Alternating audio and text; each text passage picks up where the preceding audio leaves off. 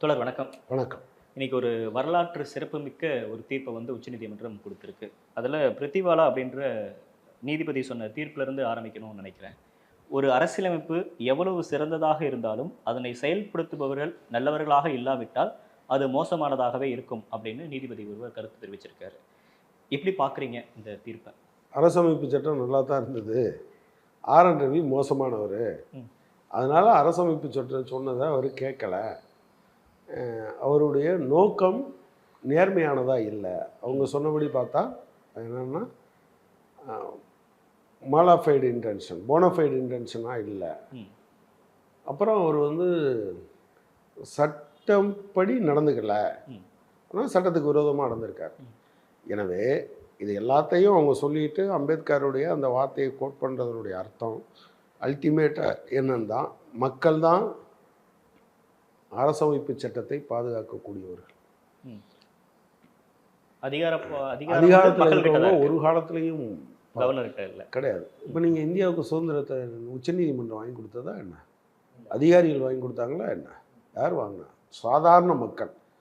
அவன் இந்த அரசு அதிகார அமைப்பின் அடுக்கில் ஒரு இடத்துல கூட அவன் இல்லை. ஆனால் அவன் உயிரை கொடுத்துருக்கான், ஜெயிலுக்கு போயிருக்கான், துப்பாக்கி குண்டுக்கு இரையாகிருக்கான், கைகாலை இழந்திருக்கான், சொத்தை இழந்திருக்கான், இவ்வளவு இழந்திருக்கான். சிங்காரவேலர் இன்னைக்கு இருக்கக்கூடிய அந்த வெலிங்டன் ஸ்கூல் சிங்காரவேலரோட இடம். அவர் எங்கள் அரசுக்கு எதிராக போராடினா அப்படின்னு சொல்லி அதை கைப்பற்றிடுச்சு. அவங்க குடும்பத்தில் யாரும் கவுன்சிலராக வந்திருக்காங்களான்னு கூட எனக்கு தெரியாது. பட் அவங்க தான். எனவே மக்கள் தான் பாதுகாப்பு. People are supreme. மக்களே மகத்தானவர்கள். அதனால தான் மக்கள் இதை தேர்ந்தெடுக்கிறவனை அறிவாளிகிட்ட எல்லாம் கொடுக்கல, மக்கள்கிட்ட கொடுத்தாங்க. தனக்கானவர்களை யார் இதனால் 1977 தாழ்த்தப்பட்டோர் மலைவாழ் மக்களுக்கான பழங்குடி மக்களுக்கான இடஒதுக்கீடு சம்பந்தமான தீர்ப்பு வரும்போது தீர்ப்புக்கு வெளியே தோழர் வி.ஆர். கிருஷ்ணய்யர், நீதிபதி வி.ஆர். கிருஷ்ணய்யர் பேசிய பல விஷயங்கள் ரொம்ப முக்கியமானவை. அதில் ஒன்று என்னன்னா, எப்போதுமே ஆடுகளுக்கு சிங்கங்கள் ராஜாவாக இருக்க முடியாது. ஆடுகள் தங்களுக்குள்ள ஒரு ராஜாவை வேணா தேர்ந்தெடுப்பாங்க. அது சிங்க அளவுக்கு வலு இல்லாமல் இருக்கலாம். ஆனால் ஆடுகளோட குணத்தை இப்போ இது அறிந்து நீங்க சொல்றப்பமே எனக்கு அம்பேத்கரோட கோட்ஸ் தான் வருது. பலிபீடத்தில் ஆடுகளை தான் பலியிடுவார்கள், சிங்கத்தை அல்ல. சிங்கத்தை அல்ல. எனவே அது ரொம்ப முக்கியமானது ஆக்சுவலாக அந்த பாயிண்ட். எனவே மக்கள் இருக்காங்க பார்த்தீங்களா, அவர் அவர் அவர் ரொம்ப இதோட சொல்லுவார். வி.ஆர். கிருஷ்ணய்யர் சொல்லும்போது தான் பட்ட 2000 ஆண்டு துயரத்தை காயத்தை சொல்லி அளக்கூட தெரியாமல் இருக்கிறார்கள் அப்படின்னு இந்த பழங்குடியின மக்களையும் தாழ்த்தப்பட்ட மக்களையும் பார்த்து பேசுவார். ஆனாலும் மக்கள் சுப்ரீம்னு ஏன் சொல்கிறோம்? ஏன் மக்கள் சுப்ரீம்னு சொல்கிறோம்? அவனுக்கு இந்த வெறுப்புகள் எதுவுமே. இந்த தீர்ப்பு மூலியமா கவர்னர் ரவி அவர்களுக்கு எது மாதிரியான தகவல் சுப்ரீம் கோர்ட் சொல்லியிருக்கு, மத்திய அரசுக்கு எது மாதிரி விஷயங்கள் சொல்லியிருக்கு? எல்லா மாநிலங்களுக்கும், கவர்னருக்கு மட்டும் இல்லை. ஏங்க கவர்னர் யாருங்க? அவர் ஒரு அடியாள். இன்றைக்கு ஒன்றிய அரசாங்கத்தினுடைய அடியாள். அது உங்களோட பார்வை. அவர் அப்படி சொல்லையே. நான் எனக்கு ஒரு பவர் இருக்கு, எனக்கு விருப்பங்களை நான் எக்ஸ்பிரஸ் பண்ணுவேன்னு சொல்றேன். இல்லை உங்களுக்கு பவர் இருக்குன்னு நீங்களாம் நினச்சிக்கிட்டா அதைத்தான் உச்சநீதிமன்றம் என்ன சொல்லிடுச்சு? இல்லை, நீ 0 தான்.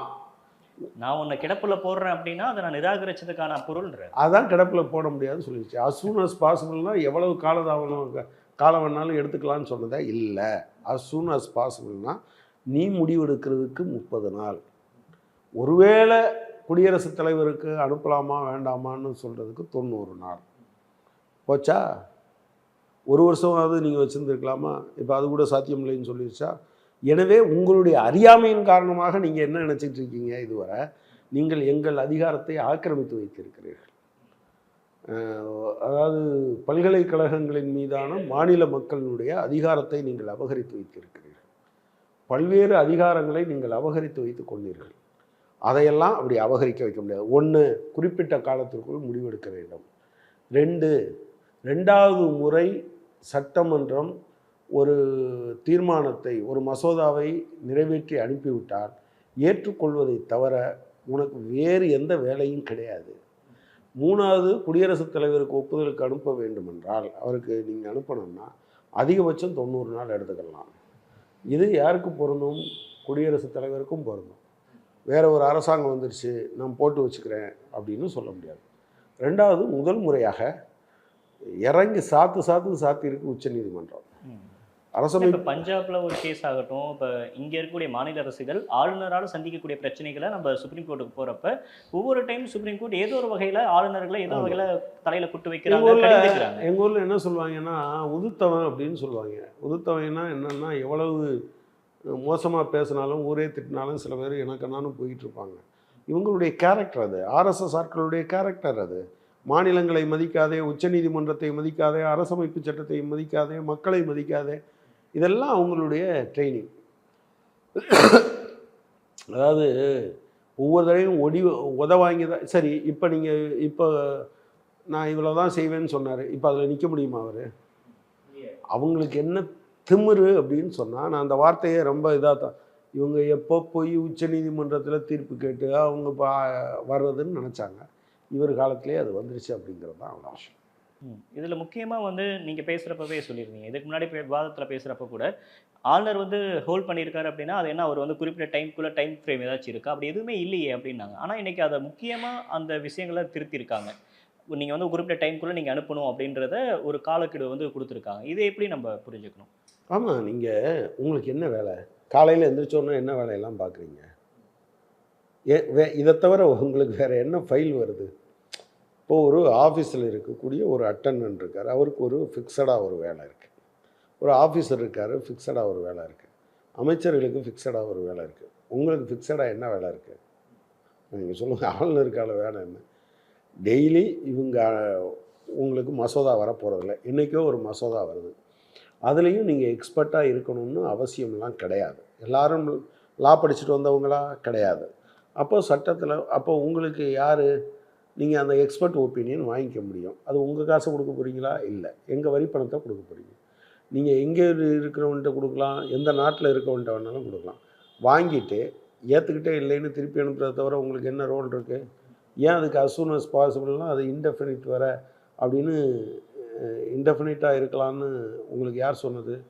ஏங்க, இப்படி ஒரு வியாக்கியானமே ரொம்ப கேவலமாக தெரியல? அதாவது முடிவெடுப்பதற்கு காலவரம்பற்று நான் காலம் எடுத்துக்கொள்ளலாம் என்று சொல்வதே அசிங்கமான டெஃபனிஷன் இல்லையான்னு கேட்குறேன். இல்ல அவருக்கு ஒரு டைம் தேவைப்படும்ல. ஒரு மசோதா நம்ம பாஸ் பண்ணி அனுப்புறோம் அப்படின்னா, அது சரியா, சரியில்லையா அப்படின்னு. இது அவர் சொன்ன ஒரு வாதம் தான். ஒரு மேடையில பேசுறப்ப அவர் சொல்றாரு. கரெக்ட்.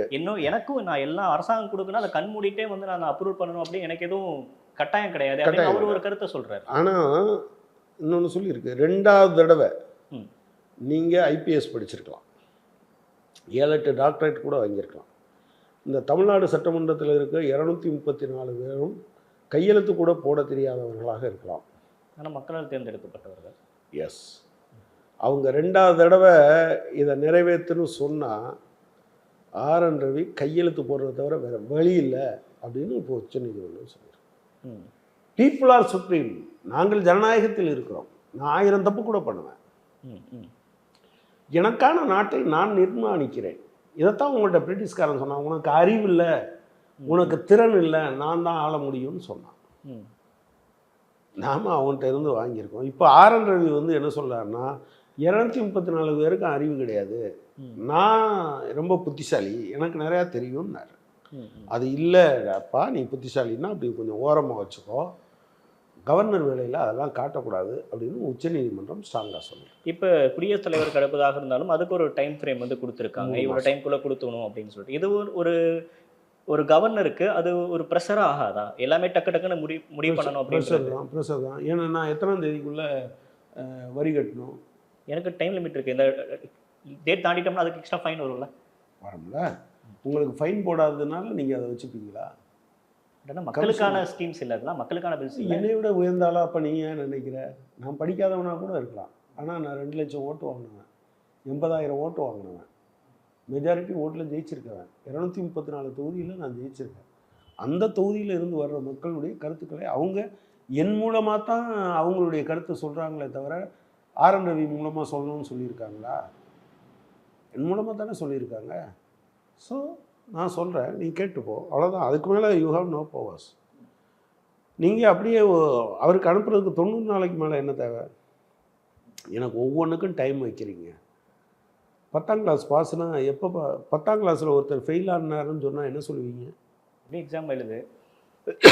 இல்லை, ஒரு 10ஆம் கிளாஸில் ஃபெயில் ஆனவர் ம். இப்போ பாஸ் கூட பண்ணியிருப்பார். ம். ஏன்னா 10ஆம் கிளாஸில் ஃபெயில் ஆனவர்னா ஒழுங்கா படிச்சிருந்து ஒழுங்கா கரெக்டாக டைம் அந்த 12 மாதத்துக்குள்ளே அவர் பாஸ் பண்ணலாங்க. ம். அடுத்து ஒரு 3 மாதம் கழிச்சோ 6 மாதம் கழிச்சோ இன்னொரு எக்ஸாமில் பாஸ் பண்ணிட்டார். ஆனாலும் அவர் என்னது 10ஆம் கிளாஸில் ஃபெயில் ஆனவர். எல்லாத்துக்கும் ஸ்டிப்புலேட்டட் டைம் இருக்குது, உங்களுக்கு மட்டும் இருக்காதுன்னா உலகம் எதை நோக்கி ஓடிட்டு இருக்கு? எதுக்கு ஏஐ, எதுக்கு ரோபோ, எதுக்கு இவ்வளவு 4 வழிச்சாலை 8 வழிச்சாலை? ஒரு காலத்தில் தூரங்களை கிலோமீட்டர்களால் அளந்து கொண்டிருந்தோம். இப்போது எதால் அளந்துக்கிட்டு இருக்கோம்? நேரங்களால் அளக்கிறோம். மதுரை எவ்வளோ தூரம்? ஒரு 6 ஹவர்ஸில் போயிடலாங்க. யாரும் தூரத்தை பற்றி பேசுகிறதில்ல. 6 ஹவர்ஸில் போயிடலாம். சேலம் எவ்வளவு தூரம்? அவ்வளோதான் தூரம் இருக்கும், ஆனால் ஒரு 8 ஹவர்ஸ் ஆகுங்க. இதனுடைய பொருள் என்ன? மனிதன் நேரத்துக்கு எதிராக ஓடிக்கொண்டு இருக்கிறான். நேரம் ஃபிக்ஸடாக இருக்குது. அப்படி ஒரு காலகட்டத்தில் உட்காந்துக்கிட்டு நான் நினச்சதுதான் நேரம், நினச்ச நேரத்தில் நான் பாஸ் பண்ணுவேன்னு சொல்கிறதே ஒரு ஒரு மிகப்பெரிய அறியாமை இல்லையா? இன்னைக்கு சுப்ரீம் கோர்ட்ல முக்கியமான ஒரு பாயிண்டா பார்க்கறது 142 படி, சட்டப்பிரிவு 142 படி 142 மத்து மசோதாக்கு நான் ஒப்புதல் கொடுக்குறேன்னு சுப்ரீம் கோர்ட்டே சொல்லியிருக்காங்க. இந்த ஒரு இதை பார்க்குறப்ப கவர்னருக்கு ஆன பவரே இல்லையா இல்லை அப்படிங்கிற இல்லை மாதிரி அப்படி சொல்ல, அது எக்ஸ்ட்ராடினரி பவர். கான்ஸ்டியூஷனல் அத்தாரிட்டியே இதை செய்யான்னு சொல்லிக்கிட்டே இருக்கீங்க. செய்யவே அவர் செய்யலை.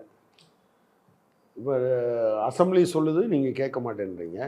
உச்சநீதிமன்றம் 2-3 தடவை டைம் கொடுக்குறீங்க, கேட்க மாட்டேன்னுது. அப்படிப்பட்ட சூழலில் என்ன செய்ய வேண்டும் என்பதற்காகத்தான் எக்ஸ்ட்ராடினரி சுச்சுவேஷன். இப்படியெல்லாம் ஆர்.என். ரவி மாதிரி ஒரு ஆள் வருவார்னு அப்போ நினச்சிருக்காங்க. அதனால் அதை 142 வச்சுருக்காங்க. அந்த சமயத்தில் ஒரு கான்ஸ்டியூஷனல் ஹெட் செய்ய வேண்டிய விஷயத்தை அவர் செய்ய தவறும் போது, அவர் செய்ய மறுக்கும்போது, அந்த நோக்கம் தவறானதாக இருக்கும்போது உச்சநீதிமன்றம் தலையிடலாம் என்று சொல்லியிருக்காங்க. எனவே தான் 140.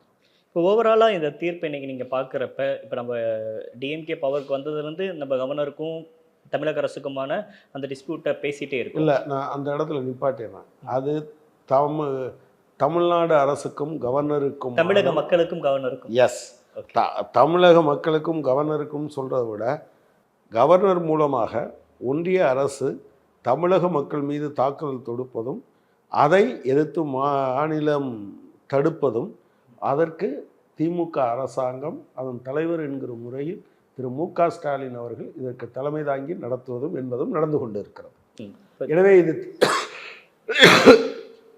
திமுக வர்சஸ் பாஜக, முதலமைச்சர் வர்சஸ் மோடி, முதலமைச்சர் வர்சஸ் ஆளுநர் என்று சொல்வதை நான் ஏற்கவில்லை. தமிழக மக்கள் மீது தாக்குதல் தொடுக்கப்படுது, ஒன்றிய அரசால் தொடுக்கப்படுது. தமிழக மக்களின் சார்பாக தமிழ்நாடு அரசினுடைய தலைவர் என்கிற முறையில் திரு மு.க. ஸ்டாலின் அவர்கள் இதற்கு எதிரான போராட்டத்தை முன்னெடுத்திருக்கிறார். இப்போ கவர்னர் ரிலேட்டடான ஒவ்வொரு கேஸ் வரப்பையோ இல்லை அவர் ஏதோ ஒரு கருத்து பேசினாலும் அதற்கு ஆதரவாக பாஜகவில் இருக்கவங்க அதற்கு ஆதரவு தெரிவித்து பேசுவாங்க. ஆனால் இந்த தீர்ப்புக்கு அப்புறம் யார்கிட்ட கேட்டாலும் அவங்களே ஏதோ பேச மாட்டேன்றாம கடந்து போகிறாங்க இல்லையா? அதை எப்படி நம்ம புரிஞ்சுக்கிறது? இல்லை, அவங்களுக்கு தெரியும்ல, அவங்க ஆட்சி பொறுப்புக்கு வந்தால் இப்போ அரசமைப்பு சட்டத்தை அவங்க மாற்றணும்னு சொல்கிறது அதனால் இதில் இருந்துடலாம் தான். சரி, ஒன்று வச்சுக்கோங்க. as late as by 2019 நீங்கள் ஆர்எஸ்எஸ் என்ன சொல்லுதுன்னா 50 லட்சம் பேர் இருந்தால் ஒரு மாநிலத்தை உருவாக்கலாம், அதிகபட்சம் 3 கோடி பேர் தான் இருக்கணும், ஆனால் ஒரே மொழி பேசுகிறவங்களாக இருக்க முடியாது, குறைந்தபட்சம் 3 மொழிகளாவது பேசுகிறவர்களை வைக்கணும். விடுதலை போராட்ட காலத்திலேருந்து மொழிவாரி மாநிலம் அதை அவங்க ஏற்றுக்கவே இல்லை. எனவே பிஜேபியினுடைய ஐடியா இது. இப்போது தேள் கொட்டிருச்சு, திருடன் கத்த முடியும், திருடனோட கூட போனவங்கெல்லாம் அலாதன்னு கூட சொல்ல முடியாது. திருடலுக்கு தேள் கொட்டினான்னு சொல்லுவாங்கள்ல, அந்த கதை தான். தேள் கொட்டிருச்சு, கூட போனவங்க எல்லாம் அழுது துடித்தாலும் சத்தம் காட்டாமல் உட்காந்துருக்கணும்னு இருக்குல்ல, இப்போ சத்தம் காட்டாமல் இருக்காங்க. இப்போ தார்மீக அடிப்படையில் கவர்னர் ராஜினாமா பண்ணணும், தயவு செஞ்சு பதவி விட்டு போயிருங்க அப்படின்லாம் நிறைய பதிவுகளை பார்க்க முடியுது. இதை எப்படி பார்க்குறீங்க? கொஞ்சமாவது சூடு சொரணை இருக்கிற ஒரு மனுஷன்னா நேரம் ராஜினாமா. நீங்கள் உச்சநீதிமன்றம் தெருவில் விட்டு சாட்டையால் அடிச்சிருக்கு. நீ செஞ்சது சட்டவிரோதம் இல்லையா? அதாவது சட்டத்துக்கு உட்பட்டது இல்லைன்னா என்ன அர்த்தம்? சட்டவிரோதம். நல்ல நோக்கத்தோடு பண்ணலை அப்படின்னா என்ன அர்த்தம்? கெட்ட நோக்கத்தோடு பண்ணியிருக்கீங்க. அரசமைப்பு சட்டம் எவ்வளோதான் நல்லதாக இருந்தாலும் அதை பயன்படுத்துகிறவங்க இப்படி இருந்தால் இப்படி தான் நடக்கும். அப்போ நீங்கள் ஒழுங்காக பயன்படுத்தலை. இவளையும் சொல்லிவிட்டு நாங்கள் இவ்வளவு சொல்லியும் உனக்கு புத்தி வராது. எனவே இப்போ அடுத்து சட்டமன்றம் என்றைக்கு பாஸ் பண்ணி அனுப்புதோ உடனடியாக அது சட்டமாகி விட்டதாக நாங்கள் சொல்கிறோம். தமிழ்நாட்டினுடைய வரலாற்றில் அல்ல, இந்தியாவினுடைய வரலாற்றில் ஒரு சட்டம் இயற்றப்பட்ட உடனேயே, ஒரு மசோதா நிறைவேற்றப்பட்ட உடனேயே சட்டமாக மாறிவிடும் என்கிற நிலையை தமிழ்நாடு உருவாக்கி இருக்கிறது. இப்போ தமிழ்நாடு முதலமைச்சர் இந்த ஒரு இதை அசெம்பிளியில் பேசுகிறாரு, உடனடியாக கேரளா சிஎம் இதுக்கு ஆதரவு தெரிவிக்கிறாரு. இது ஆளுநர்களால் மற்ற மாநிலங்கள் சந்திக்கக்கூடிய இன்னல்கள் பிரச்சனைகள் இருக்கு இல்லையா, இது வந்து மற்ற மாநிலங்களுக்கு இது ஒரு உதாரணமாக இருக்குமா? நம்ம சுப்ரீம் கோர்ட் போகலாம், ஃபைட் பண்ணலாம் அப்படின்றது. ஏற்கனவே கேரளா போயிருந்தாங்க, பஞ்சாப் போயிருந்தாங்க, வெஸ்ட் பெங்கால் பாதிக்கப்பட்டிருக்காங்க. தமிழ்நாடு இந்த இன்ஃபேக்ட் எல்லாரும் கோர்ட்டுக்கு போயிருக்காங்க. பட் தமிழ்நாடு அது ஃபோர் ஃப்ரண்டில் நிற்கிது. தமிழ்நாடு இந்த விஷயத்தில் ரைட் ஃப்ரம் தி பிகினிங் ஒரு முன்னணி படை வீரனாக நின்று கொண்டு இருக்கிறது என்பதை பார்க்க முடியுது. இதில் இன்னொரு முக்கியமான விஷயமா கவனிக்கக்கூடியது என்ன அப்படின்னா, இப்போ இந்த ஒரு உச்சநீதிமன்றம் இன்னைக்கு இதில் கடுமையாக சாடி இருக்கிறாங்க. ஆளுநர் தனித்து செயல்பட மாட்டார். உங்களுடைய வாதம் படி, உங்கள் திமுக கூட்டணியில் இருக்கக்கூடிய கட்சிகள் வைக்கக்கூடிய விமர்சனப்படி அவர் வந்து பாஜகவோட ஏஜென்ட்டாக இருக்கார், ஆர்எஸ்எஸோட கைக்கூலியாக இருக்கிறாருன்ற விமர்சனத்தை முன் வைக்கிறீங்க. இப்போ அவங்களுக்குமான சேர்த்தான விமர்சனம் தானே அது? இவரை சொல்கிறது அவங்களே சொல்கிற மாதிரி தானே. இப்போ அவங்க அந்த அணுகுமுறைகளை மாற்றுவாங்களா பாஜக? பாஜக மாற்றாது. நாய் வாழி எங்கெங்கே மாறும்? நான் அதான் சொல்கிறேன். கோல்வால்கர் என்ன சொல்லியிருக்காரோ அதைத்தான் இவங்க ஃபாலோ பண்ணுறாங்க. இவங்க எங்கேயாவது கொஞ்சம் அதுக்கு வெளியே இருக்காங்கன்னா நிர்பந்தத்தின் காரணமாக மட்டும்தான். மற்றபடி அவங்க பம்மாத்து பண்ணுவாங்க. அவங்க மாநில அரசு தெரியுமா, 30 நாள் நீங்கள் வந்து 2011 ஜூலைலேன்னு நினைக்கிறேன், ஒரு அவங்க பிஜேபியினுடைய நேஷ்னல் எக்ஸிக்யூட்டிவ் லக்னோவில் நடக்குது. அதில் ஒரு தீர்மானம், நரேந்திர மோடி நாங்கள் மசோதா அனுப்பி 31 நாள் ஆச்சு, இன்னும் 15 நாள் ஆச்சு, இன்னும் அதுக்கு இன்னும் ஒப்புதல் தரல அப்படின்னு எங்கே நேஷ்னல் எக்ஸிக்யூட்டிவ் கமிட்டியில் தீர்மானம் போடுறீங்க. 15 நாள் தாங்க முடியலையே, எங்களை 5 வருஷம் தாங்க வச்சுருக்கீங்களே. ஸோ பேசிக்காக நான் என்ன பார்க்குறேன்னா, அவங்க திருந்தலாம் மாட்டாங்க. நரேந்திர மோடி திருந்த மாட்டார், அமித்ஷா திருந்த மாட்டார். ஏனென்றால் ஆர்எஸ்எஸ்னுடைய குணம் இயல்பானது. அப்போ ஒரு மனிதன் போனாலும் வேற ஏதோ ரவி வந்தாலும் அவர் அதே நிலைப்பாட்டில் தான் இருக்க போறாரு. அவரு கவர்மெண்ட்டுக்கு இந்த ப்ரெஷர் கொடுக்க தானே போறாரு. கொஞ்சம் அடக்கி வாசிப்பாங்க, கொஞ்ச நாளைக்கு அடக்கி வாசிப்பாங்க. நீங்கள் ரெகுலராக பண்ண மாட்டாங்க, கொஞ்ச நாளைக்கு அடக்கி வாசிப்பாங்க. ஸோ அப்போ இந்த தீர்ப்பு வந்து ஒரு கடிவாளம் போட்ட மாதிரி தான். ஆமாம், நிச்சயமாக. இனி அடுத்து வரும்போது நீதிமன்றம் என்ன சொல்ல முடியாதுன்னா, நாங்கள் விசாரிக்கிறோம், அவருக்கு டைம் கொடுக்குறோன்னு சொல்ல முடியாது. ஏற்கனவே சொல்லிட்டாங்கல்ல, அதை அமுல்படுத்துங்கன்னு சொல்ல முடியும். இவங்க பிஜேபி ஆட்கள் மனமு வந்து இதெல்லாம் விட்டு கொடுக்கவே மாட்டாங்க. இந்த பேட்டியின் வாயிலாக ஆர்.என். ரவி அவர்களுக்கு நீங்கள் கொடுக்கக்கூடிய அட்வைஸ்? தயவு செஞ்சு வெளியே போயிருங்க, இன்னும் அடி வாங்காதீங்க. ஆளுநர் பொறுப்பில் இருக்கீங்க. திரும்ப திரும்ப உங்களை நீதிமன்றமானாலும் சரி, தமிழக மக்களானாலும் சரி, அரசியல்வாதிகளானாலும் சரி, ஒரு தனி மனிதனாக ஒரு ஆளுநர் என்கிற முறையில், ஆர்எஸ்எஸ்காரர் என்கிற முறையில் விமர்சிக்கப்படுவதை என்னால் பொறுத்து கொள்ள முடியுது. ஆனால் வந்து நீங்கள் வந்து ஒரு பாஜகவினுடைய ஒரு ஏவலாளராக நீங்கள் செயல்படுவதும், அதன் காரணமாக ஒரு தனி மனிதனாக வாங்குகிற நீங்கள் படுற அவமானமும் இருக்குல்ல, எனக்கே சகிக்கலை. தயவு செஞ்சு வெளியே போங்க, தயவு செஞ்சு வெளியே போங்க, உடனே வெளியே போங்க. நன்றி, வணக்கம் சார். நன்றி.